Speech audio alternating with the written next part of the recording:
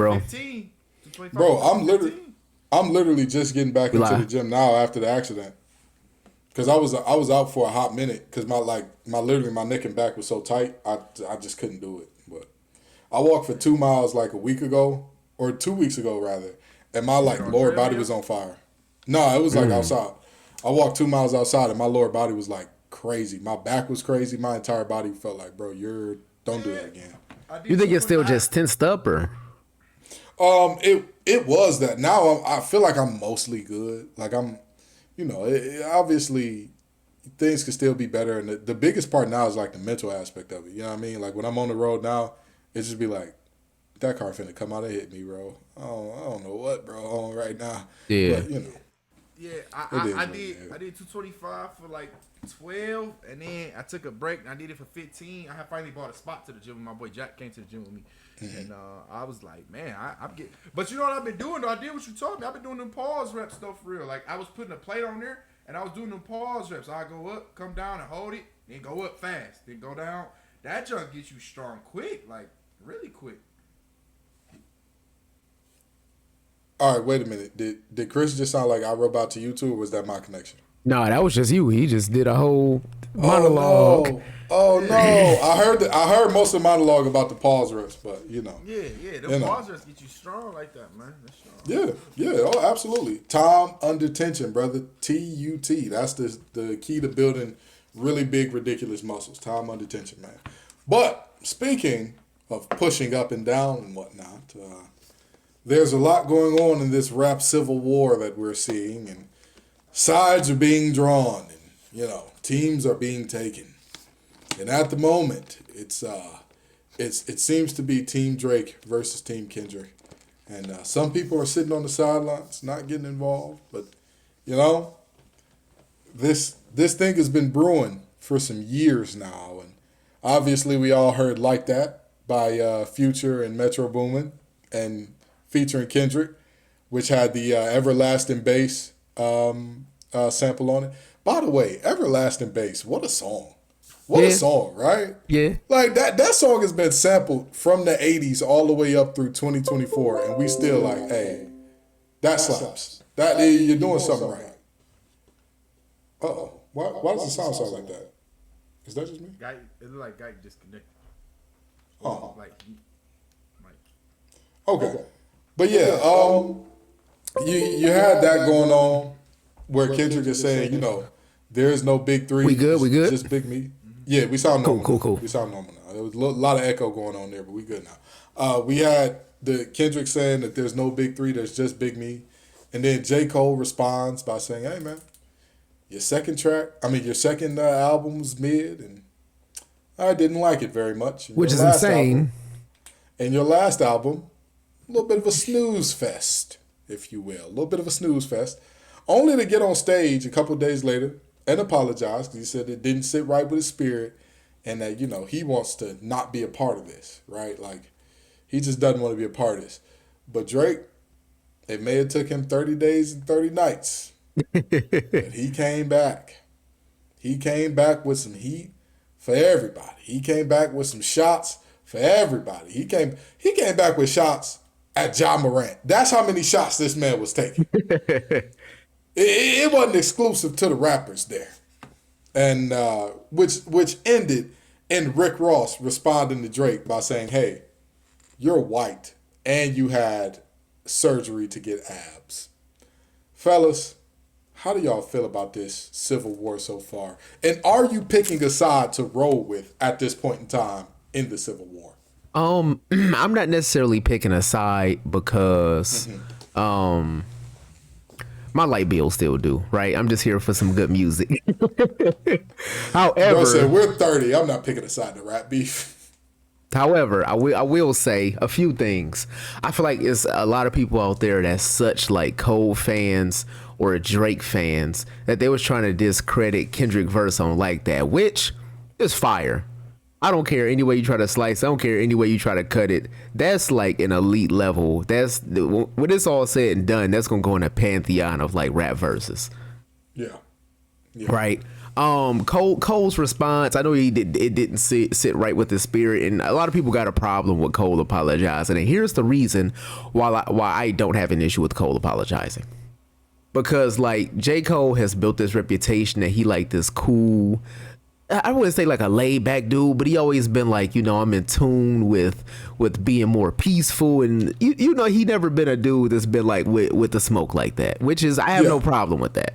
You know, I don't like when people try to fabricate. I don't like when people try to fabricate that they are that person and they not, which we've dealt with. Sure, Drake, one of them people. Oof. Right? Yeesh. But I feel like Cole responded because he felt like he had to respond. Mm-hmm. Like the song kind of felt thrown together because he was on there. Like it wasn't really a thought provoking. If this was coming from J. Cole, we would think it would be more thought provoking than just being like, "Oh, your music whack." And I feel like he was just spewing the opinions of like 12-year-olds he's seen on Twitter to kind of get that reaction on a diss track, even though it's not what he was really was feeling. Because the kind of person J. Cole is, you gonna sit here and tell me J. Cole didn't enjoy To Pimp a Butterfly's album? Yeah. He called To Pimp a Butterfly boring, but a year later he came out with For Your Eyes Only. The math ain't necessarily mathing. The math ain't necessarily. He said that his last album was a flop, but your last album was the off season, sir. So that's why I have no problem with him apologizing, because like I'm about to be 30. I've never had a problem admitting when I'm wrong. We've had plenty of times on this show where I'd be like, yo, this team about to do this, or the Clippers about to be the 1 seed. And when I was wrong, I apologized. Yeah. Believing in the Clippers is crazy. It's like believing in the Cowboys. It's a wild thing to do. It's such a wild thing to do. Now, I will say with the Drake response, the first verse was fire. The rest of the song kind of went in one ear and out the other, but that first verse was fire, and it was fire enough to forgive the amount of time that he waited for, because waiting a full month to reply to a diss track is low-key insane. Yeah, it's low-key insane. But one thing I am not enjoying is the other people that's jumping in on it. Like, if this was a Kendrick and Drake thing, cool, I'm here for the beef, but I'm not really trying to hear like a Rick Ross diss track in 2024. You know what I mean? Yeah. I'm gonna say this, and I want to start my thoughts here. Kendrick got them boys in the booth. Hashtag get your ass in the booth. Get your ass in the booth. Do y'all realize it was all this, it was all these motivational speeches, going to your concerts. I'm going to leave here. It turned into Naruto after he beat a villain. I'm going to leave here knowing that nobody can mess with me. And that's how I need you all to feel. You're Hokages just like I am. And when you leave here, you need to feel good about yourself too. Brother, get in the booth. Get your ass in the booth. That's what the hashtag is. Hashtag get your ass in the booth. Because I'm sick and tired of all these rappers turning into motivational speakers when they don't want to diss. Or turn into the guy that said, the guy that got beat up at school and was like, bro, I'm in boxing lessons and my hands are registered weapons. If I would have hit him back, I'm going to jail. Or bro, I'm just on probation, bro. My parents just start chilling off the last time I got, bro. If I would have hit him back, I would have killed that little boy. I don't want to hear none of that. Get in the booth, get your lick back. Do I want to hear a Rick Ross diss track in 2024? No. Am I taking a side in this beef? Like you said, we're 30 and bald. I don't care. I really right. don't. I just want some music. I want to hear some good diss track. And I'm going to tell you, if I was Drake, I'd leave everybody alone for this reason and this reason alone. Brother, there's a big joker waiting on the table to be played against you. Yeah. And if I was you, I don't care if everybody dissed me. I would sit there and say, I'm richer than you all, and just keep performing. Because there's a joker that, and everybody on this show know what it is. I'm not going to say it. But there's a big joker, especially after he mentioned Diddy. There's a huge joker that's waiting in somebody's hand to go. And low key, Megan already flashed the big Joker. Megan Thee Stallion showed everybody the Joker. Said, what y'all think? What's up? Y'all ready for me to play it? She just happened to tuck it back in, and somebody took it as shit. They were talking about her husband when it applies to a lot of other people. Everybody's getting their ass in the booth. I love it. I'm happy. I love it here. I want to see y'all in the booth. I want to see competition. I just want to make sure it stay clean and nobody dies. So please stop dissing John Morant because he gonna uphold. He gonna crash out. John gonna crash out. Please okay? leave John Morant alone. Listen, leave that boy alone. Leave John out of this. But that's all I got to say about it. Chris, give us your thoughts. I don't really have none. I mean, I ain't really into all the rap beef stuff. Just like, we almost 30, bro. Y'all a year older than me. I'm right behind y'all, touching 30, right? What I will say is, do y'all think social media makes these rap beefs funner, or does it make it cringier? Because to me, it makes it so much more cringe. I think both. I think it makes it more fun and more cringe all at the same time. Not gonna lie to you, because the memes are crazy. It's a good blend of both. The memes are crazy funny, but also like the Stan War aspect of it is a little cringe. Like you can admit that Drake dropped some heat. Like it was a good diss track. It was a good diss track. It wasn't the greatest. It wasn't ether. It was a good diss track. Kendrick don't like that. It wasn't ether. It was good. It was a good diss track. Like what are we doing here? And that's what I'm saying. Like, you know, people, I don't know, do celebrities actually like reach out to some of these fans? Because these people be defending these celebrities like they would their own mama, their own dad, a memorial for their family. They be defending these rappers like they know them in real life. That's gang from around the corner. You know, we rode the D-Dot together type deal. Like, no, y'all don't know them. Let it go. Let them just rap. That's always been people's relationship with celebrities, though. I've always thought it was weird, but it wasn't present because we didn't have this type of social media back then. Like, think about it. Let's think of a beef that was going on when we was younger. I'm trying to think. Jeezy and Gucci Mane. Right, Jeezy and Gucci Mane. Yeah, that was a good one where, you know, we didn't have to see everybody that loved Jeezy, everybody that loved Gucci. In school, people be like, hey, it was some hate. And they left it alone. Like, you know. Yeah.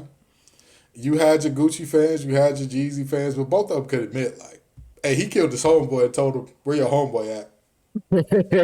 Which is insane. I'm just going to tell you, somebody kill your homeboy in the beef and tell you, dig your homeboy up. What he got to say on the matter? It's crazy. He won. The ops won. The ops won. Go apologize to them nice people. You don't want no problems with them people. With all due respect I also think Jeezy got a lot of skeletons in his closet because y'all know who Jeezy used to run with too. So I think he knew somebody was gonna up Big Joker on him. So he was probably like, Jeezy was probably like, yeah, I'm gonna just be like, I'm richer and my career is better than his, and I'm just gonna leave it at that. And that's what I would do. Because y'all know what skeletons I'm talking about. Jeezy he said you were in jail. How about that? You went to prison, brother. I was out here free, enjoying myself. No, but that's this. I'm enjoying it. I'm enjoying it, man. I'm enjoying it, and you know, again, like Chris said, we pushing 30. I'm not about to go online spending hours defending Drake's honor, defending Kendrick's honor, defending Cole's honor. Like, I get people saying Cole is corny for apologizing. Again, I'm also 30. I understand when you say something to your mans that you didn't mean, or something goes public that you're like, hey man, I'm sorry, my bad, bro. Like, and also it's very real. It could have been very possible that they was like, hey, get from around here, because when I come back, I'm finna blow this down. And he was like, hey, you got it, big time. I don't want no smoke with that. You know what I mean? Like, because I mean, while Drake may have the biggest Joker to play against him, everybody got some skeletons in their closet that if somebody did enough digging, boy, the Jeffrey Wright joke ain't what they would drop on you, Josh. I'm just telling you. If somebody did enough digging, nobody would say Carl Winslow's who I look like is the worst joke they could come up with. Like, that is not the absolute worst. It stops for me when somebody be like, Chris, I know you in real life. I'm like, yeah. Hey. Hey. So let me shut up. Like, if I got to some beef with one of y'all, I'll be like, yeah, I did. On God. You just got to know when to hold them, know when to fold them. You know, that's one of those moments. But, folks, we got a great show of sports to get into, man. We got Wemby madness reaching a fever pitch, as it's clear he is so far and away the rookie of the year, there are no betting odds up. anymore. Just letting y'all know. Like, that's how hard he's won this trophy. And we need to discuss how great his rookie season was because it was historic in many ways. The NBA season, today's the last day. Chris, our resident NBA expert, is going to break down all of the scenarios. Who could be playing who could be playing where and when. And last, but definitely not least, we have more things going on in terms of Allen Iverson's statue that isn't so statuesque, if you will. We'll get into all that, and if we got time, we're going to get into some WrestleMania a little bit, because there was one of the better WrestleManias that we have seen in quite some time, and it needs to be discussed. Shout out R-Truth. With that being said, y'all ready to get into it, fellas? Yes, sir. Yes, sir. Let's get it. Alrighty, well, let's do it. What's up, y'all? Have a seat. It's your favorite hour of the week with the Facts Over Acts crew. We got the master of the mixed master, Josh Gordon, in the building. That is I. We got the money man, the man of the plan, Chris Allen, in the building. Right here, right here. And then you got the little old MC, that's me, Kenton Gibbs. Now, fellas, Victor Wembanyama did many things that we've never seen a rookie do. Not just a rookie center, not just a rookie in San Antonio, many things that we have never seen a rookie do, a la his points, blocks, and three-pointers made total. Historic. Never seen that out of a rookie before. Never seen that out of a player. And I was just about to say, I don't believe we've ever seen that out of a player before, but I knew for a fact it was rookie. So we got that, and we have just a skill set unlike anything we've ever seen. Like, I saw a three-man weave that was, like, completely disrupted just because Wemby was at the rim. And the two guys like, you go at him. You go at him. No, you go at him. We're going to kick it out to the three-point line. Out of a young man that could also stop and pop from 35 feet out. Is this the greatest rookie year we've ever seen? This is the greatest rookie year that we've ever seen. Now, of course, there are players that's anomaly, just like Victor is an anomaly. There are players before that was an anomaly that we didn't have the pleasure of seeing. I'm pretty sure there was probably better rookie seasons out of, like, you know, Wilt Chamberlain, Elgin Baylor, Kareem Abdul-Jabbar. But at the same time, Johnson. Yeah, but you're looking at players that's such a monolith in terms of, like, the talent that's in the league. Like, you may have had, I forget the player. I think it was Nate Thurman. I can't necessarily remember. I'll think about it later. I don't want to phrase it this way, but who was the dude that played for the Pistons and he had a habit and he went and played for the Lakers and Kareem kicked him off the squad because he couldn't break his habit? Oh, that was Haywood. Yeah, Spencer Haywood. Spencer Haywood. He averaged 30 and 20 his rookie year. But at the same time, you're in a league to where you're looking at players. I don't mean to be that guy that slandered the older generation, but he was literally playing plumbers. So this is the best rookie year we've seen from the perspective of Wemby is putting up these numbers. Wemby is averaging 20 and 10 and almost 4 blocks as a rookie, and he's playing against players. He's playing against elite players. He's playing against all NBA players every night. It's not like Wemby is just far and above the best player in the league his rookie year. In all fairness to Spencer Haywood and his contemporaries, we are also remembering the fact that the ABA and NBA were split at that time. So It was two different leagues. So yes, while he may have literally played against the guy who owned a plumbing company on the side, it was because it was a split league. You know, shout out to Spencer Haywood. I'm glad he got the monkey off his back too, because his kids are balling now, and that's beautiful to see. That's beautiful to see. Mm-hmm. Chris, is this the greatest rookie year we've ever seen? I would give it top 7 for sure. Top 5 maybe. I think Magic Johnson. My personal is Magic Johnson's rookie year. I mean, coming to the Lakers, obviously the drafts was really weird back then. The Lakers weren't the worst team, but they got the number 1 pick, which is extremely strange. They took a gamble. Everybody in the world wanted everybody to go Larry Bird, but you know what happened in the 70s and 80s back in that time. What race was more superior in everything back then? So I'm not gonna say too much more. But I think Magic Johnson coming into the league as a rookie, earning respect, changing the way that the Lakers ran that offense, creating the Showtime Lakers. Kareem goes out. He plays all 5 positions in the playoff series and still gets the championship.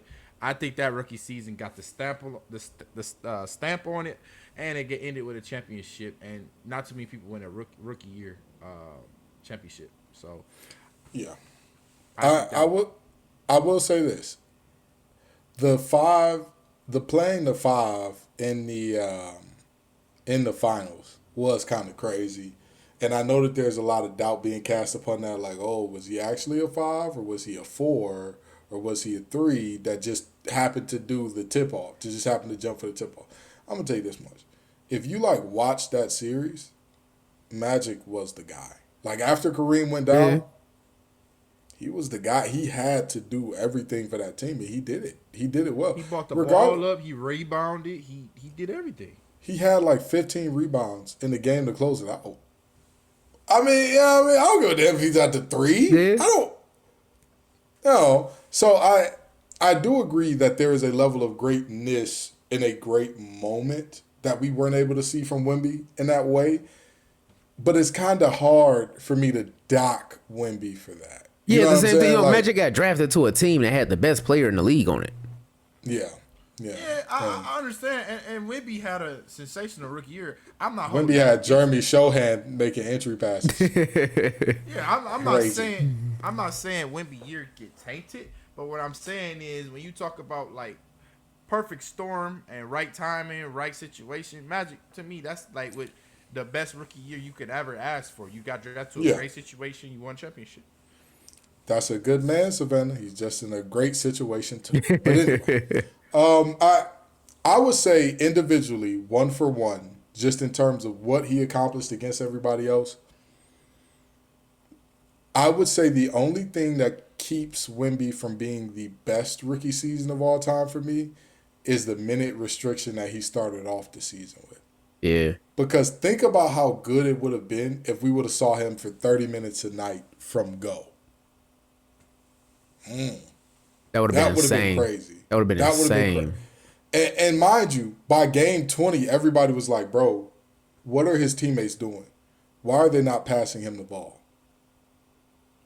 Imagine if he's playing even more minutes, and it's even more undeniable. Not only is he the best player on your team, he may be the best player in y'all division already, a division that includes Luka Doncic. And the craziest part, that's tough. His stats next to Chet Holmgren the first 20 games, and you just magically start seeing Chet stats disappear. It's like, oh, it's not even close. It was a debate. And the crazy part is, people would call us crazy for pointing out through the first 20 games of this season, it really was like those two were neck and neck. Chet might have even had a slight edge, depending on who you ask. And then all of a sudden, Wemby just like, he went into avatar mode or something and was like, all right, enough playing around here. Time for me to go, 25, 12, 5, 3 and 3 on 50% from the field, 28 or 35%, 30% from 3. Like, what are we doing here? This is insanity. This is unlike anything I've ever seen. So, I really and truly, I look at this and I say top 2 to 3.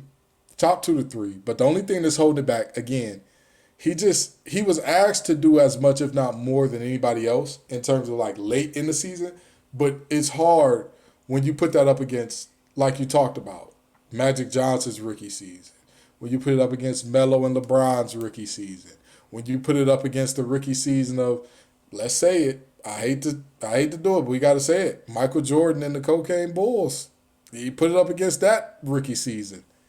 It's hard to say, like, it's the exact same type of thing. I don't know, man. Wemby is just doing stuff that we never seen before. Even though, like, when Melo and Brian came to the league, we both knew almost immediately that he was going to be elite level talents.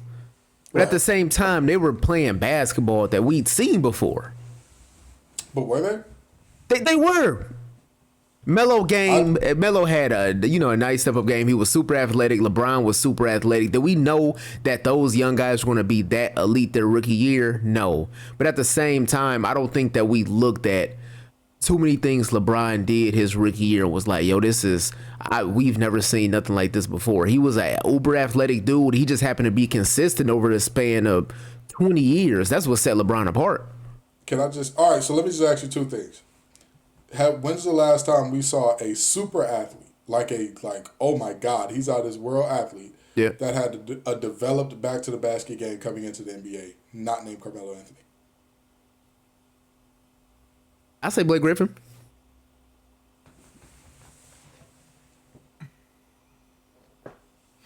I was Hey, gonna Josh. say Hey, Josh. Embiid. What's up? I was gonna say Embiid. A developed back to the basket game like what Melo had out of Cuse. No, it wasn't Carmelo level, but That's what I'm saying. Blake It Griffin took had a Blake- baby post game. I will give him. He has a better post game than most of the bigs coming into the NBA today. Absolutely, I'll give you that 1,000%. He was not up there with Melo, bro. Melo was working Yeah. in the post like, Yeah, what true, is this? true. What is Only this? person I would say is Embiid. Embiid had a pretty nice back to the basket game when he got to the league after the. But Embiid, it took him 3 years. He was injured for the first two, that's what I'm 3 saying, after the years. injury, but his first year after injury, he already had that. You know, like he. Carmelo was 1 year away from wearing 6X shorts for the Syracuse Orange. And came out there, was giving all these post fakes, these shimmies, these up and unders. Do you know how crazy it is to get off your feet in the up and under in the NBA in general? Now imagine a 19-year-old with braids that don't come off his neck doing that to you. Does it sting a little more? It would. It should. It was different. It was different. But I will say this. LeBron, yes, his game was not that different. It was, his thing was like, we didn't see that type of athleticism with like, and I hate to say it, LeBron has always had like this winning gene, like that moment where it's winning time, he makes the right play every time. Offensively, defensively, what we just saw against the Grizzlies. Just think about how crazy that was. They were trying to save a ball, and he knew exactly where it was going to get saved and was like, all right, let's go for two the other way, guys. I feel like when you've been hooping for that long, that's just muscle memory. What you own? But that's what I'm saying. So we're talking about him now. Think about him as an 18-year-old, bro. Yeah. Still with that same type of deal. Oh, man. I think, but I do agree that Wemby has a combination of skills that we've never seen a guy pull up for 35 and that could like give you help side he's defense. He's 7'6", yeah. and with he handling the ball, he bringing the ball up the court, he pulling up from the logo. I agree. He dunking on people. He got Euro steps. He got a post, and he's strong. His body not even developed, and he's strong. We done seen Wemby post people up, give them two shoulders, and they under the rim. And listen, let me say this right now. Let me be the first person to say this. This generation will not hold on to Bron the way the old heads held on to Jordan. Because after watching Wemby's rookie season, I saw it's a GG. If he does this for 20 years, like no joking whatsoever. If he does this for 15 to 20 years, he's the guy. Yeah. He's the guy. If he stays relatively healthy and does this for 15 to 20, he ain't even got to give you a full 20. He can give you 15. He can do it. This is the worst Wemby we gonna see. So let's say Wemby give you 10 seasons, a 30, 15, and 5 blocks. 30, But 15, and think 5 about- is so crazy. That's so crazy. Think about the game of basketball, right? The game of basketball started with the more height you have, the better you will be. He would be the epitome of what the sport was really driven for. Tall people that can put the ball in the hole with ease. He could do it at 3 levels with ease. You can't contest his shot because But that's not it. But that you can't even replicate that. The league That's was what I'm built saying. on tall, strong dudes that got a back to the basket and they doing post hooks and drops. It. Wemby is bringing a ball up the court. Hitting tween hezzy step backs. What Man, are we that's doing? what I'm saying. I seen this man What are we doing? hit a sham guide into a spin move and jellied the ball into the rack at 7'6", bro. Not gonna lie That's to what you, I'm saying, if a 7'6" guy hit me with a sham guard, I'm walking off the court. Coach Gibbs, I told you to check him. You go check him. You go check him. I'm here on the 10-day. I'm here on the 10-day. Send me back to the Grand Rapids Drive. Send me back. They don't have that in the G League. I'm good. And that's what I'm saying, though. You know, it's like he's doing everything with the modern game with the original thought process of the taller you are, the easier the NBA should be for you. And he's really executing on that at a high level, right? He can do it at all 3 levels, with the ball, without the ball. I mean, literally, do y'all see some of the ugly lob passes he getting from the Spurs team? If Trae Young go to the Spurs, we better all be worried. We all better be worried. Y'all Man, think he get an actual throw, passer? just throw the ball up. He gonna go get it. Just throw the He's ball getting up. passes from Jerry Shoham right now. And he's catching lob passes at the top of the backboard that they just throwing up to the rim. Yeah, the Spurs don't have a point guard. What? Vasil ain't a point guard? Oh my god, that's crazy. Yeah, messing with Devin Vassell. I can't believe it. It's so unbelievable.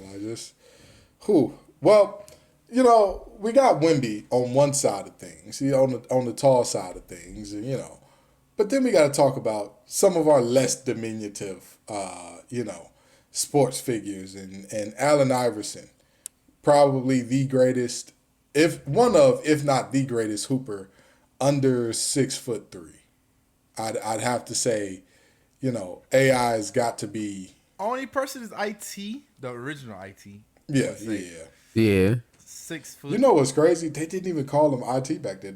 They called him Zeke. Zeke was the nickname. Where that came from, God only knows. But that's what they called him.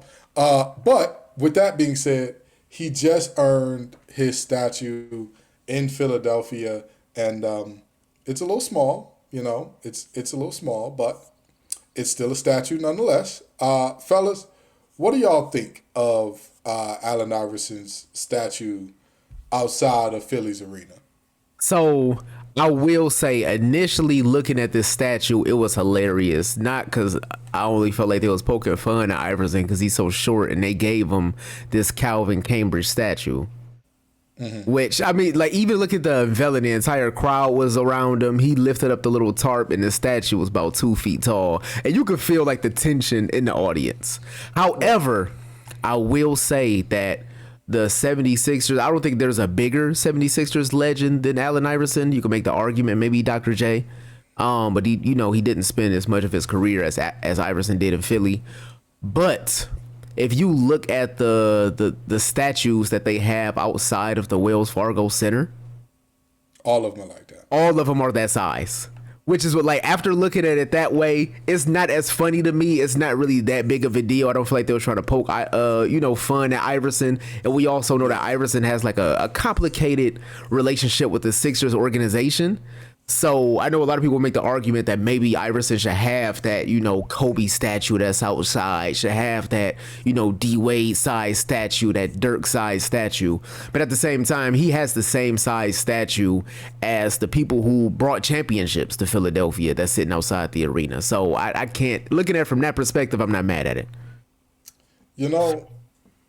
Here's the reason I'm mad at it. Why is Rocky Balboa's statue bigger than his? Rocky not even a real person, which makes it so crazy. Didn't exist, bro. Rocky didn't exist. That Sylvester Stallone not even that tall in real life. What is y'all boys on? And you know what? I thought to myself, maybe Philly just does the small statue thing. Maybe that's like their bit. And like, of course, Sylvester Stallone not being like, oh, I want to be ingratiated in Philly culture as a real Philly athlete, may have just done something different. Sure. Bro, they got other statues of other athletes that are way bigger. For example, did you know that they have a statue of Doug Peterson and Nick Foles? Huh? Nick Foles? Yes, there is a statue in let me make sure I got this right. There's a statue that was dedicated September 5th, 2018. It's called the Philly Special. That's what the statue is called. And it says, "You want Philly, Philly?" It's a picture of Doug Peterson and Nick Foles. And it is, in fact, full size. Nah, bro. Let me Google this. Ain't no way Nick Foles got a statue. No way. I swear to you, I wish I was making it up. It is on the Sports Monuments in Philadelphia website. Wow. Ladies and gentlemen, Whoa. Am I lying? Nick Foles got a statue. Am I lying? Did I lie? What? Nicholas Del Monte Foles has a full-size statue. If y'all don't stop playing with Allen Iverson, bro. If y'all don't stop playing with that man, he meant so much not just to Philadelphia. but to the entire game of basketball. I understand Nick Foles won a ring, but like it's Nick Foles, bro. He never was a starting quarterback in the NFL. Nick Foles, they tried it and he got benched. But my thing is, when you really look at the cultural impact of Allen Iverson, how many, and I mean this for real, how many kids wanted braids? Or let me not even say how many kids. How many people on this show wanted braids when they was little because of Allen Iverson? I did. I had braids when I was a kid. You know what I mean? You know what I mean? Like, we wasn't trying to be like Lil Bow Wow. It was Allen Iverson. Mine was more because of Mello. I had my braids in like middle school. Mine was more Mello, but ew. I even had the little powder blue headband and everything. And that's the fit your cousin stole up off you? Man, I would never forgive that man. Crazy. But with that in mind, think about all that he did to like. That was when NBA started trying to be real buttoned up and had everybody wearing those Steve Harvey suits with like 30 buttons and shoulder pads and whatnot. And like Allen Iverson was like, actually, no, I'm not gonna dress like this. That's not what I'm gonna do. Which actually then caused them to put in a dress code. But you get my point. Yeah. Allen Iverson was as authentically himself as anybody was, and it was so endearing to the kids from places like where we're from. To the kids who thought like, people might not let us wear our hair a certain way, be a certain way, speak a certain way. Allen Iverson and the practice rant. A lot of people remember the practice rant is like this anti-practice thing, but they forget that he was talking about his friend had just died. Yeah. And in that moment, the morning of. And in that moment, especially as adults looking back, how many of us can relate to that? Facts. I was just in a rollover car accident. Car flipped over 3 times. And I had a job talk to me about, it's okay. Just get us the paperwork that we asked for as soon as you can. It was definitely one of those, we talking about practice? Man, yeah, I had a job where I got into, I had a car accident where I was on a freeway and a semi truck tire popped off. And I had to swerve out of the way to avoid it and hit the median going like 70. And like 2 days, the 2 days later, my job was like, "Yeah, when you finna come in?" But that's what I'm saying. Like as adults, we can all relate to that practice moment more deeply because again, it's just the way of the world for some of us. We get less slack about very legitimate like, hey, this is an emergency. You should be feeling things. You need time to be human. We get less slack than others. Yeah. And in that moment, how revolutionary was it for him to be like, we're talking about practice and me missing practice when my man's is dead. Yeah. And showing us all that athletes are human at a higher level than we were used to. And he got a small... Stop playing with me, dog. Stop playing with me. If I was him, they would never see me in the Wells Fargo Center again. They would never see me in there again. I would not. They would have to pay me. Anytime you want to see me, what Boss Man D-Lo say? If you want to see the boss, you got to pay the price. That's what I would tell them boys. Every time they say, hey, Allen, can you come back to celebrate that team that won a game against Shaq and Kobe? Because I believe that was the only game Shaq and Kobe lost in the playoffs that year, was it? Yep. Yeah. Mm-hmm. Yeah. Again, you want to be the boss, you got to pay the price. You want to see me, pay the price. But I digress. Chris, what you think about the trophy or the statue? Originally, before I knew Nick Foles had a statue, I was thinking, maybe because LA is LA, and the factor between LA and Philadelphia is the maintenance you will have to do on the statue, right? Because of how cold it gets in the winter, it requires a special amount of maintenance. Why would we make big statues? But now that was gonna be my argument or justifying why Philly did that. But now that I know Nick Foles has one, it's pretty insane to me that someone that literally changed the game of basketball. I mean, every hood dude had on the questions. Matter of fact, we was wearing the questions to the clubs, our version of the clubs, the press play parties. You go in there, you saw people in questions and true cargos. Like at Cass, we saw true cargos and questions. Like that's what you wore for drip, right? I mean, absolutely.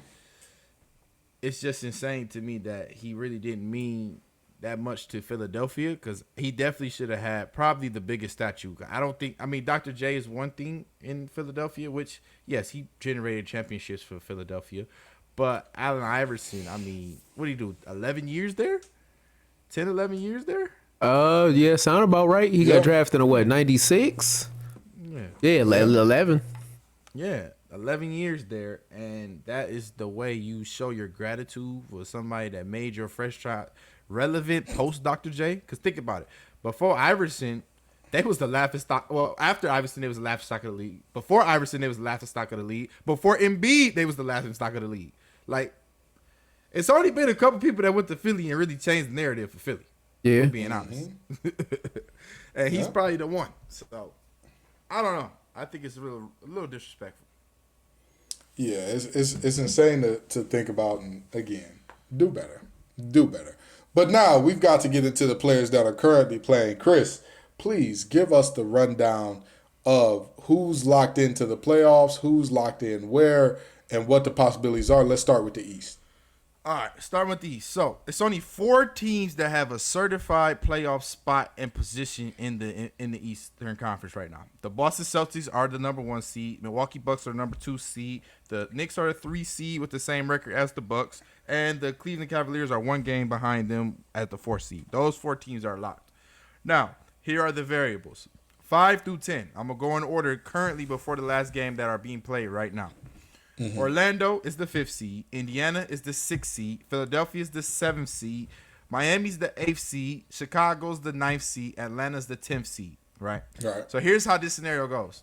Miami can only be the 5th seed if they win and both Philadelphia, Indiana, and Orlando all lose, which the chances are not in Miami's favor on that one, but I'm going to keep going. Mm-hmm. Orlando can be the 5th seed if Indiana and the Sixers lose, and Miami can win and still be below them. They will be the 6th seed. Mm-hmm. So the highest Miami can get is the 6th seed. The highest Orlando can get is the 5th seed. The Pacers can avoid the play-in if they secure a win today, and the 76ers also win today. If Miami wins, so the Pacers can secure avoiding the play-in as long as they win today. If they don't win today, they will fall down to the 7th seed below the Philadelphia Sixers if the Philadelphia 76ers win. Okay? Orlando doesn't really have to do much but win, and they have the tiebreaker over everybody except for Philadelphia. If Philadelphia wins and they lose, then Philadelphia gets it over them.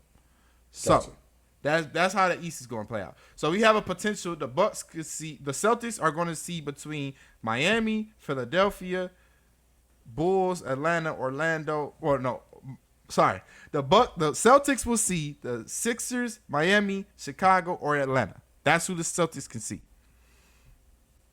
Mm-hmm. The Bucks can see between the Pacers, Sixers, Miami, Chicago, Atlanta. That's who the Bucks can see. Now, I'm going to stop there. Out of those teams I just named, which one of the teams y'all think the Bucks could lose to? All 3. All 3. I say Miami and Orlando. You said Miami, Orlando, and who else? No. Orlando's not in it. It's the Pacers, Sixers, Miami, Chicago, or Atlanta. Those are the 5 teams that the Bucks could see. Okay. I'm sorry. Miami for sure. I think the Bucks could beat Chicago. Yeah. The Bucks beat Chicago. Okay. And Atlanta. Now, could they beat? I could see them beating a majority of those teams, but which teams could also beat them? Everybody except Chicago. I don't think Chicago has a snowball's chance in hell. You think Atlanta could beat the Bucks and no Giannis? Yes. Yeah, I don't think so. Giannis was Bucks. Hold on. You forgot who Milwaukee head coach is? Doc Rivers plus no Giannis. Let me remind you. Hey man, I'm gonna say I'm gonna do my own personal campaign. I'm gonna do what's the thing where you could get petitions online? Yeah, I know what you're talking about. Man, if the Bucks lose to the Hawks in the playoffs, I don't care if they don't have Giannis. I'm starting a petition. We Doc Rivers shouldn't be allowed to have a job. Listen, I agree. I was signing a petition multiple times. I was signing for Kenton Gibbs, Benton Gibbs, Renton Gibbs, Trenton Gibbs, and multiple other members of the Gibbs family who, Their names just happen to rhyme with mine. They're not also me. But the reality is, I have no faith in the Bucks. They've gotten so much worse since getting rid of Coach Griffin. They've gotten so much worse. And then you lose Giannis on top of that. That was already a team that was aging and decrepit. Yeah, the oldest team in the league. Aging. And then you take away your superstar who brings your average age down for Damian Lillard? Hey, you know, some people say it's Dame time. Some people say it's Cancun time. They pretty much equal the same thing after the second round anyway. So what are we doing here? Yeah. Cancun on 3. Cancun on 3. So here's the crazy plot twist with the East though, right? So I stopped at the Bucks for a reason.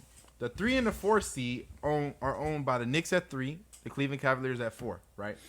Mm-hmm. They lucked up to the point where it's a 90% chance that both of them will see the Orlando and the Pacers at the 5 and the 6. As long all they have to do is win today and they see the 5 and the 6.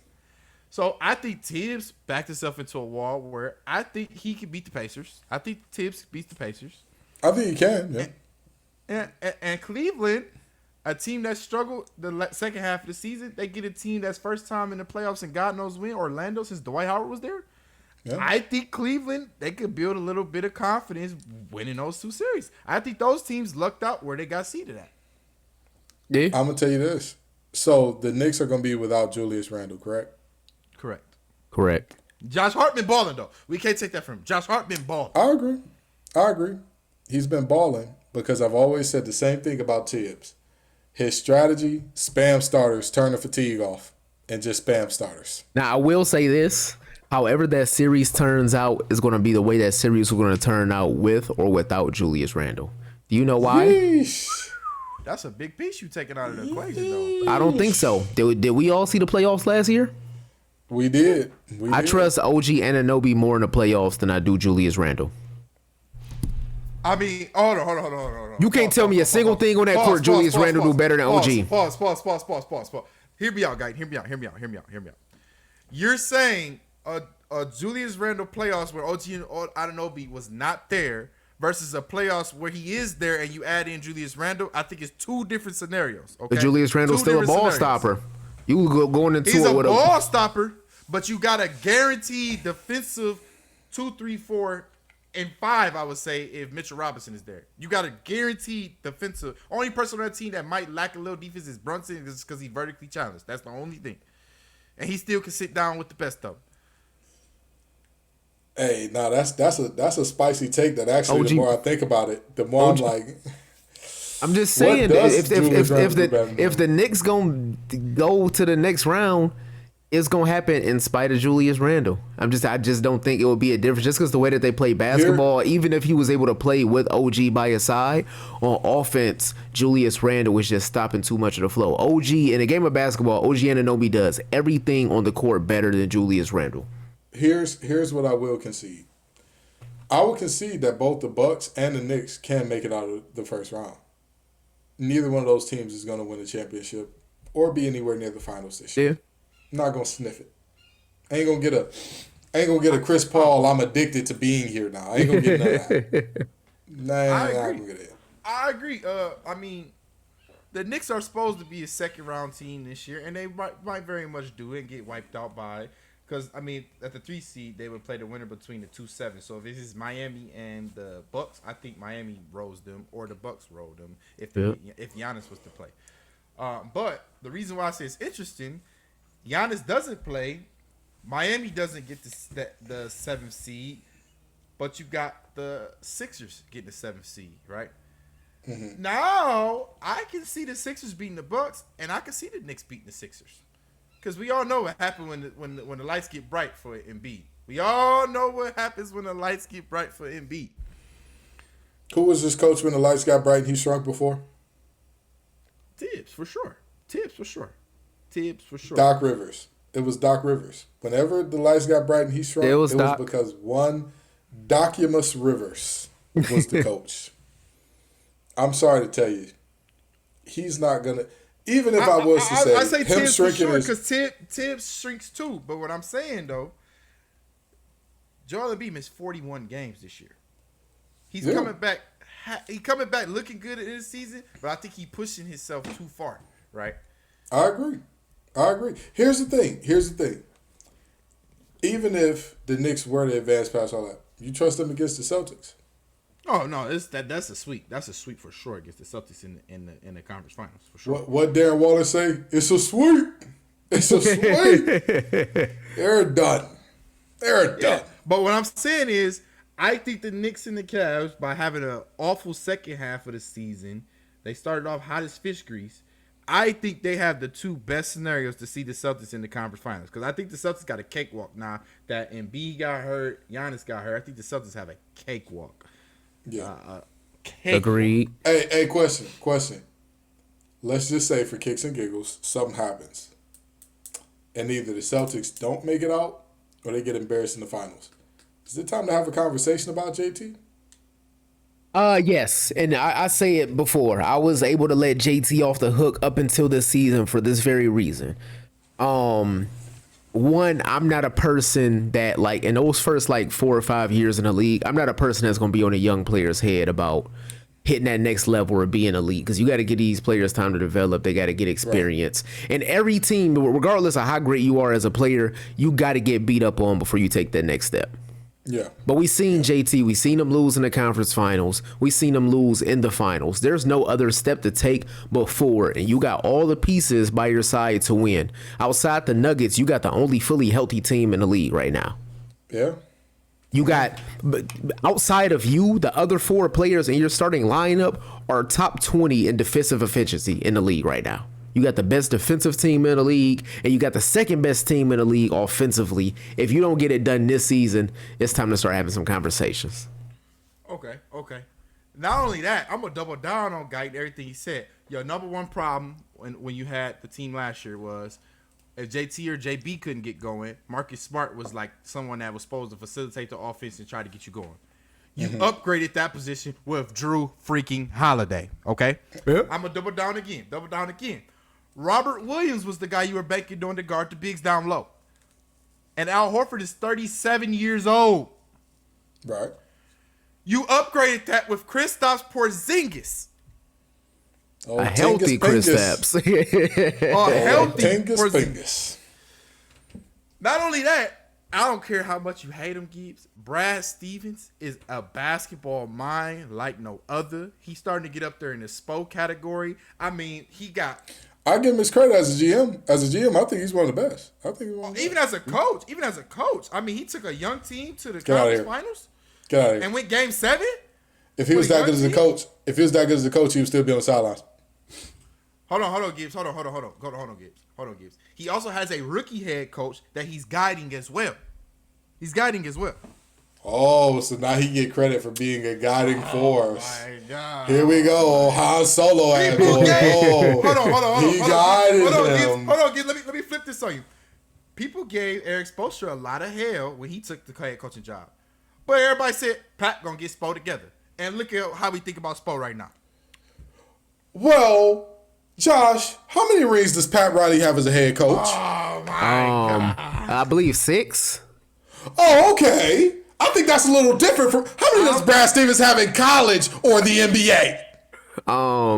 0, I believe. Oh, What I'm saying, well, ain't that a coinky dink? What I'm saying to you is, most people that go from coach to GM that quick, they usually fail. They usually fail immediately. Yeah, listen, I will give Brad Stevens his fault. He is a hell of a GM. The moves that he's made for the Celtics, hey, 10 out of 10. No notes. You ate, brother. You did what you were supposed to do. Only thing that I think that's going to pay him back, because I just realized Drew Holiday's 36 and they just signed him for another 3-year deal for $135 million. Yeah, that was a little too expensive for my blood, but if he win a championship and I was about to say, the thought is they could get 2 rings out of it before he started, falling off a cliff. I think that but if JT don't get this done, right? I get everybody say it took Jordan this long to get it done. It took Brian this long to get it done. It took this person this long to get it done. If JT none of them don't were get drafted this done, to playoff teams though. Yeah, none of it was in a better position. JT was drafted to a team where he went to the conference finals his first year. That was his first year, wasn't it? That was his first year, yeah. He was drafted to a team where they haven't had under 50 wins since he's been in the league. He was drafted to a team that had veterans when veterans started to fall off the face of the earth in the NBA. Yeah, shout out to the vets. He was drafted to a team that has a whole sports district in the city backing him. Mm-hmm. What else does he need if he don't win this year? If the Celtics don't win the finals this year, I honestly think we got to take JT out of the top 5 debate. We got to take him out of it. I'm going to tell you this. But you're on fraud alert, brother. We're watching you. And I promise you come back with anything but a ring. Ew, brother, ew. What's this, brother? What's this? And mind you, he going to get paid $330 million this offseason. $330 million. And y'all know me. Because everybody loves saying, oh, you wouldn't pay nobody. Nobody but champions. If a champion wanted to come over to my squad. Well, I mean, you gave JB 305, so you got to get JT the super max. Who is you? Who is you think I would have gave? About that. No. I wouldn't have gave JB the money. I would have said, bye, JB. I would not have gave no right-hand bandit in the year of 2024 $300 million. Brother, what? No. Well, listen, JB, a player of your caliber can normally demand $300 million, but you seem to lack a left hand. So I'm going to cut it in half since you're like half a player. You know what? Offense is only half of the deal. So I'll cut half of half. I'll give you 25% of that 300 off. 225 sound good? Let's rock out with 225. That's what we're doing. I mean, that's honestly, what we're doing. Half a bag. I think the Celtics was in a position they had no choice. They either had to pay him or they wasn't gonna get nothing in return. So I get it. I get it. But the minute his agent walked in talking about 300, yeah, don't worry about it. I can make the dope stretch. I can teach finesse. I'm gonna teach you how to get on out of here to where you got to go and give me the assets that I need. I probably would have traded him for Donovan Mitchell, honestly. During the midseason, once they said $300 million, I would have been like, D. Mitch, he probably signed with us long term. His family from New York. He could drive back home if you wanted to. Listen, I would have got some. I'm not paying $300 for no second option. That's insane. A second option that I can't even reliably count on to be like, listen, we need you to take it over for this amount of time. Like, we need you to do it. Nah. I'm paying. If I'm paying $300 million for a second option, better be Pippen level. Better be Pippen. I'll pay $300 for Pippen. You? Nah. I wouldn't even say Kyrie level. Like, you got to leave. I'll give you Kyrie level. For a Kyrie level. But you know why? What did I just say? A champ can get whatever they want because at least you've proven to me you can get it done. Come on, Kyrie. I know you weren't the only reason that they won that championship, but you were a damn big part of it. Come on. Right. You know what a champ life looks like. You know what that looks like. Kyrie, Come on. But he probably the only number 2 in the league that I would do that for. Kyrie. Yeah, just right about. Now, just about. You know. Not JT even Jamal absolutely. Murray. Not even Jamal Murray. I was like, I don't know. It hurt me. I don't know. I don't know. Give Jamal 300. I might give Jamal 3. I might give Jamal 3. It'll hurt me. It'll hurt me to do it. I might do it, but it'll hurt me a lot. I'll be like, that's what I'm saying. It wouldn't be an easy one. It wouldn't be like like if I was stuck in the situation where it's like you got to pay your number 2 because y'all don't want a chip already. I'm okay with that. I'm all right with that. Or like, oh, I think y'all gonna win a chip, and he already had one that came over. I might give you that. JB, nah, no way. Chris, tell us the scenarios in the West. Talk to us before we get out of here. So the West is actually crazy right now. The top 3 seeds are not even solidified. The only 2 teams solidified is the Clippers and the Dallas Mavericks. They're 1 game apart. They play each other in the first round of the playoffs. Mm-hmm. The first 3 seeds, 1, 2, and 3. OKC right now leads the pack. Minnesota's right behind them. Denver's right behind them. Denver gets the number 1 seed if one of them lose. They all got the same record, right? I mean, if both of them lose, Denver gets the number 1 seed. If the Timberwolves win and OKC and Denver win, then Minnesota gets it over Denver. Minnesota has a tiebreaker over Denver. If OKC loses, they drop to 3. Everybody moves up 1. If Minnesota loses, right, OKC has a tiebreaker over them. Denver will be 2. OKC will be 1. So the only thing that is really crazy about that is OKC could essentially win this. well, OKC could lose this and they drop all the way down to 3, which would be crazy because I'm about to get down to the bottom half of this, right? The 6, 7, 8, 9, and 10, right? And this is why it's crazy. The 6th seed right now belongs to the Pelicans, right? If the Pelicans lose to the Lakers today, Phoenix jumps up to the 6th seed. So, as a Thunder fan, right? If you're a Thunder fan, you had the potential of closing the season out as the number 1 seed, right? But your gift could be we're going to get the winner between the Phoenix Suns and the Los Angeles Lakers for our first playoff attempt. That's your gift for getting the number 1 seed. Yeesh. Yeah. Okay. Now, Minnesota, they just got Cat back. I really like Minnesota this postseason. I think they're a little bit better because Anthony Edwards is finally showing that he can be that guy. I think he's got enough And that time. is the team that the Nuggets said they had the most problems with last year in the playoffs. Exactly. Yeah. So, Minnesota, for your hard work and efforts for keeping the team afloat when Cat was down, your reward would be you play the winner between Phoenix Lakers or the winner between Golden State and Sacramento. If you get the number 1 seed. So, Yeesh. the West is crazy. Only team that I think, no matter who come out to play in, is safe is Denver Nuggets. That's the only team I think is safe. Yeah. Uh-huh. OKC and Minnesota might be the first time in a long time we see a 7 seed beat a 2 seed. It might be. I think since Miami Well, did that, that to the that Bucks. just happened, didn't it? Yeah. we Miami did we that to just the had Bucks. one where the 1 and the 2 seed didn't make it out from one of these. Well, because Miami, other than last year, Miami, it's been a Right. while since that's happened, right? Yeah. So out of the play-in, we just gonna focus on play-in team. I know we running short on time. Phoenix, New Orleans, Lakers, Sacramento, Golden State against OKC, Minnesota. I keep calling them Memphis, Minnesota, and Denver. Who y'all? So wait, think- who are the play-in teams? Who are the the play-in four? teams right now, depending on the Lakers and Pelicans game. Without that game, 7 is Phoenix, 8 is Lakers, 9 is Sacramento, 10 is Golden State. Okay. So out of those play-in teams currently constructed, if you're OKC, Minnesota, or Denver, who you don't want to see? If I'm Denver, I don't care who I play. I know I'm Yeah, if moving I'm to the Denver, next it's- round. it's all right. If I'm OKC and Minnesota, I don't want to see none of them 4 low key.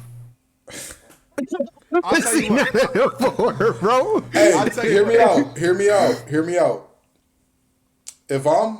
If I'm Minnesota, I might want the Lakers. Or the Kings. They got the Lakers number. They do got the Lakers. That's what I'm saying. I They might do. want either one of them. But at the same time, you're looking at a Minnesota team. Playoff experience is a real thing, and they don't For really sure. have it that much. And when you going against a playoff LeBron and Anthony Davis, who this is probably the most motivated AD we've seen since 2020, it's tough. But think about the matchups, just pure matchup 1-for-1, right? The Kings' best scorer is who? De'Aaron Fox. Who would y'all say is probably the best perimeter defender in the West right now? perimeter defender in the West. I would My say man- Jaden McDaniels from Yeah. Minnesota. Yeah, I would Jay agree. McDaniels from Minnesota. Ant-Man is also a prolific defender. Oh yeah. Yeah. He's a hell of a defender. Yeah, but I think he's second. And you got third those best two. defender on that team. Yeah. And that's I was just about to go there. Who's the Kings' second best scoring option? Scoring option Malik Monk, but he's out. But so Sabonis default. So Yeah. Sabonis, right? Yeah. Sabonis. Who's the best interior defender in the West right now? Rudy Gobert. I think Gobert And is second, but Sabonis can't pull. Second Sabonis behind can't. who? man, Wemby. Wemby the best. Wemby is probably the best. What you talking about? Playoff Wemby teams? probably the You best. talking Hey, about bro, practice? You talking about But practice? here's my point. Here's my point. The Timberwolves have the matchups for every team between those two. They have excellent matchups. They have True. excellent, and they are so deep. They could bring in a second team where everybody is gonna have that second team's leading scorers towel up in Nas Reed. On your second team, you have a 6'10" big man that can put it on the floor, shoot it from deep, back to the basket. That is insane. Hey, Gibbs. You didn't even bring up Mike Conley. And that's my point. That's how freaky that team and, is. and Minnesota got who I think is the 6th man of the year. If I'm Minnesota, the only teams I don't want to see out of those, if the Warriors get motivated and get rolling right, you never want to see them because 3 is more than 2. We all know that. And if Clay figures it out and hits some threes, if Draymond can keep himself under control, like that's just that team is otherworldly. I'm not gonna lie. Even with them 3 at their best right now, if Wiggins don't play, then they not. Well, yeah, Wiggins got to play too. Yes, Wiggins got to play too. Yeah. But even that's if what those 3 go legends, I don't think they got honestly. I think if you play Golden State, even if Wiggins not motivated, you just need him to play defense. I think Wiggins' offensive productivity can be replaced by Pods. Ant scoring 30. You think they not gonna pick on Curry and Ant one on? Dang! You watch 2016 finals. I called you. You put Wiggins on Ant. Exactly. Okay, Gobert is the lead in screen assists. You don't think they're gonna get the switch off to Curry? You don't think they're gonna get that switch? Curry gonna be in hell. What? let me tell you something. If I'm looking at that situation, I'm saying to myself, the Warriors have what it takes to get Rudy Gobert off the court altogether. They have some stretch bigs that will make him unplayable. We've seen what happens when you go to small lineups against the Timberwolves. Everybody on the Warriors can shoot except Looney. That's what I'm saying. You can't play both. You cannot play both Cat and Gobert against a team like the Warriors where you could drag out a lineup where Draymond is your worst 3-point shooter. Like that's and Draymond is having his best year. But I was about to say he's improving as a shooter. So to me, okay. Y'all said that right. So who would you say the lineup will be for the Timberwolves if you can't play Gobert? I'll probably say you're looking at Steph at the 1. Oh, you talking about for the Timberwolves? Yeah, he said for the Timberwolves. Cat at the 5. I'll probably say McDaniels at the 4, and at the 3. You probably put obviously Conley is your starting point guard and McDaniels at the 2, or McDaniels and Mike. No, I put McDaniels at the 3 and at the 2. I put Nas Reed. I start Nas Reed. My point. I waited on y'all to say Nas Reed. Y'all fell right into my trap. That's my trap card on the table. You bring that's my 6th man of the year. Listen, you bring this how you know he got a betting problem because you know that's what all Yu-Gi-Oh was. It was just a little kid with a betting problem running around there. But go ahead. So now Nas Reed is 5th in the league in screen assist.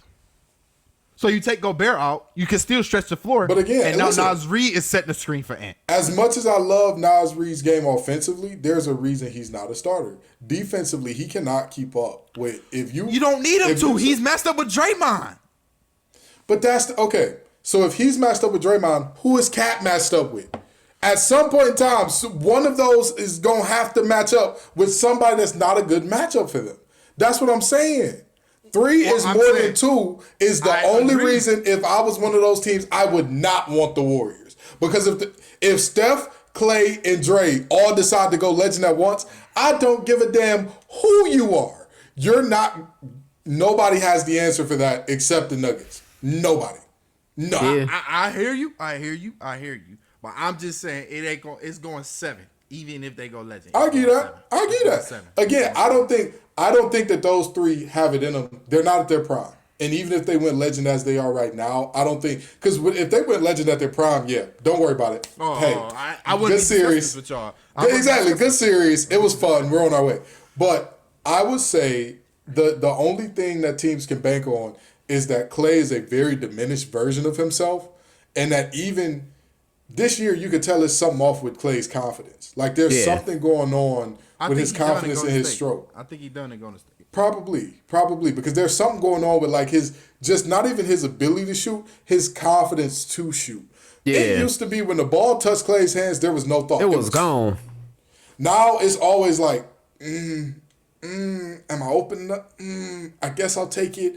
And it always feels tight. It feels forced. He does that little forced dribble even when he's wide open before he shoots. When back in the day, it used to be hand, ball, rim. That's it. So, I mean, all I'm saying is if he figures it out, I don't want to see them. I don't want to see him. The team, if I'm the Timberwolves that I want to see, I want to see the Suns. Yeah, I'll be licking my chops for the Suns. 90% of the time. Listen, give me that barbecue chicken alert. Listen. Do y'all realize that Anthony Edwards will be matched up directly with Devin Booker? Two of the probably craziest shit talkers in our game. Anthony Edwards probably gonna eat lamb chops and hot fries on his way to the game and give Book 40. And then go guard him on the other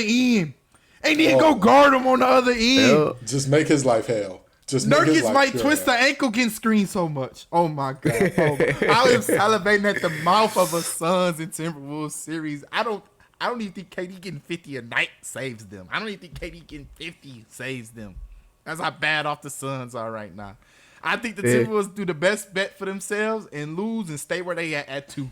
And hopefully that the Pelicans beat the Lakers. I'll be praying for the Pelicans tonight. I'll be like, Lord, I know I've done things, but one thing I want you to do for me is make the Pelicans beat the Lakers tonight. I'm sorry, but in the year of our Lord and Savior 2024, if Royce O'Neal is still like a major contributor on your team, I don't trust you. That's how y'all play Royce O'Neal in the wreck.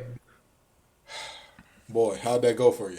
That boy quit the first. I had 10 and 10 at the end of the first. He quit.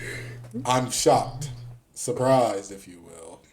Royce O'Neal is out here getting cooked. But yeah, no, I don't like anything about the Phoenix Suns. I don't like how they're constructed. I think that's a very poorly put together team, and I think that they're the Brooklyn Nets of the late 2010s West. And like, congratulations, y'all have all these great scores. At some point in time, somebody has to get in the stands. Do you know who leads that team in blocks? Who? Which team? The Phoenix Suns. Do you know who leads that team in blocks? Kevin Durant. Get this out of here. This stinks. This stinks. Turn this off. Yeah, that's bad. That's bad. Turn it off right now. So, yeah, long story short, if I was any of those teams at the top, I'm praying. Like Lil B was praying for some. I'm praying. OKC, I don't want the Suns. If I'm OKC. If I'm OKC, give me the Suns. Let me tell you why. Let me tell you why. The Suns' biggest weakness, other than rim protection, is depth. They have no depth. 100%. When their bench has to come in, they're cooked. And what's OKC's specialty? Rotation. It's only 8-man rotation. But what's OKC's specialty? And we've seen it. We've seen it in the past. We've seen it in the past where we were like, oh, their starting five is so much better than the other teams, the bench won't matter. And every time in the playoffs, all of a sudden we're like, wait, the bench matters? Yes. Yeah. Yes, that's why Tom Thibodeau can never win in the playoffs. The bench matters in the playoffs. And he has given them no burn. They don't know what to do in big-time moments because he has never put them in big-time moments. That Suns bench, man, stop it. I'm going to tell you. The Suns, to me, that's sweet pros right there. If I was one of those top teams, I'm praying for them to come out. I'm praying for them to come out. I think for the Wolves, they should lose and they match up with either the Suns what they're going to do? What are the Suns going to do with Chet Holmgren at the rim? What are the Suns going to do with that? What are the Suns going to do with SGA attacking downhill? But what are they going to do? Here you gives, but you also got to remember this is their first time in the playoffs, man. This is their first time in the playoffs. I agree. How many times has Bradley Beal been in the playoffs? He got some deep playoff runs in Washington. He has a couple. It's been a while, but he's been there. It's been a while. Let me tell you something. He like Chris Paul. He got addicted to going to the playoffs and kicked that habit cold. No, come on now. He kicked John Wall didn't go down with 2 catastrophic injuries. The Wizards would still have been relevant. They might still be relevant right now. I agree. And if I didn't go down with 2 catastrophic injuries, I'd be in the league somewhere right now. But here I am with y'all talking ball. Life is life. We are where we are. We are who we are, okay? And with all due respect, I would be hoping and praying if I'm any of those top teams. Lord, please let the Nuggets find a way to win. Let KD remember the last time his feet was too long and he put it on the line that he shouldn't have. Let him keep it off the line this time and drain that shot so they can come see us. So we can go ahead and get some 4-0 good pros and move on with our life. I don't believe in a single player over there except KD and Book. And honestly, in any series with any of the top teams we just mentioned, would KD or Book be the best player? No. KD would against Minnesota and OKC. KD would. I could see against Minnesota and OKC. I can not. And based on this year, I wouldn't put KD ahead of Shea. And I was just about to say, OKC, I'm not sure if I put him ahead of SGA. Not sure. I mean, that's subjective. That's subjective for sure. Again, he's the scorer on that team. He's gonna get the ball. I'll tell you this much: if I was a top team, the only team that I would not want to see out that group, Lakers, Warriors. Those are the two that I'm like, oh my god, bro, please. Yeah, I would want to see Sacramento because they hurt. Sacramento, honestly, bring y'all hurt. Come on in the room. Not fully healthy Sacramento. I wouldn't want to see them. I wouldn't want to see fully healthy. No, but as they are now. Come on, hey, come inside. It's fun inside. It's the Mickey Mouse Playhouse. Come on, let's have a good old time. And to be honest with you, if I'm Denver, I kind of want to get the Lakers first. Get the monkey off your back quick. Yeah. They whoop the wheels off the Lakers regularly too. They really do. So yeah, Well, I know y'all tired of us talking about ifs and who could go where and who could play where and rap beefs and whether or not, if you got a white mama, never mind, we're not going to go there. But come on back next week and the week after that and the week after that. Peace and love, y'all.